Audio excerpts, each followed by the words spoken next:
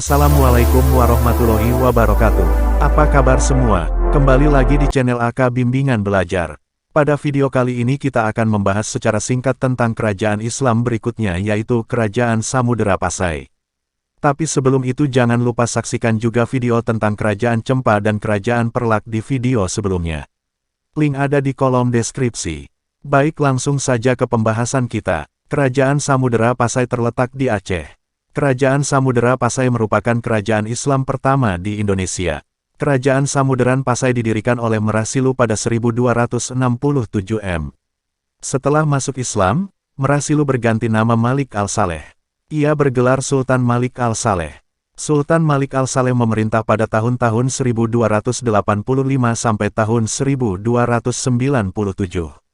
Pada masa pemerintahannya, ia didatangi seorang musafir dari Venetia, Italia, pada 1292 yang bernama Marco Polo. Melalui catatan Marco Polo inilah diketahui bahwa Raja Samudera Pasai bergelar Sultan. Wilayah kerajaan menjadi daerah di Nusantara yang pertama kali dikunjungi oleh para pedagang dan pelayar. Hal ini dikarenakan letaknya yang strategis di jalur perdagangan internasional, yakni di pesisir utara Sumatera, tepatnya di dekat kota Lok Seumawe, Aceh. Kerajaan Samudera Pasai berhasil mencapai puncak kejayaan pada pemerintahan Sultan Mahmud Malik Az-Zahir atau Sultan Malik Al-Tahir II tahun 1326 sampai tahun 1345. Samudera Pasai mencapai kejayaan. Di bawah pemerintahan Sultan Mahmud Malik Az-Zahir, Samudera Pasai berkembang menjadi pusat perdagangan internasional. Setiap tahun, Kerajaan Samudera Pasai mampu mengekspor lada, sutra, kapur barus, dan emas dalam jumlah besar. Pada masa ini pemerintahan Samudera Pasai terus menjalin hubungan dengan kerajaan-kerajaan Islam di India maupun Arab. Di masa kejayaannya, Samudera Pasai mengeluarkan mata uang emas yang disebut dirham. Uang tersebut digunakan sebagai uang resmi kerajaan. Di samping sebagai pusat perdagangan, Samudera Pasai juga merupakan pusat perkembangan agama Islam. Dengan letaknya yang strategis, Samudera Pasai berkembang menjadi kerajaan maritim. Samudera Pasai menggantikan peranan Sriwijaya di Selat Malaka. Kerajaan Samudera Pasai memiliki pengaruh di pelabuhan-pelabuhan penting di Pidi, Perlak, dan lain-lain. Catatan sejarah Kerajaan Samudera Pasai. Bukti-bukti arkeologis tentang keberadaan Kerajaan Samudera Pasai ditemukan melalui makam Raja-Raja Pasai di Kampung Gedong, Aceh Utara. Makam tersebut terletak di Desa Beringin, dekat reruntuhan bangunan pusat kerajaan. Wilayah ini berjarak 17 km sebelah timur Lok Seumawe. Salah satu dari makam-makam raja tersebut terdapat nama Sultan Malik Al-Saleh.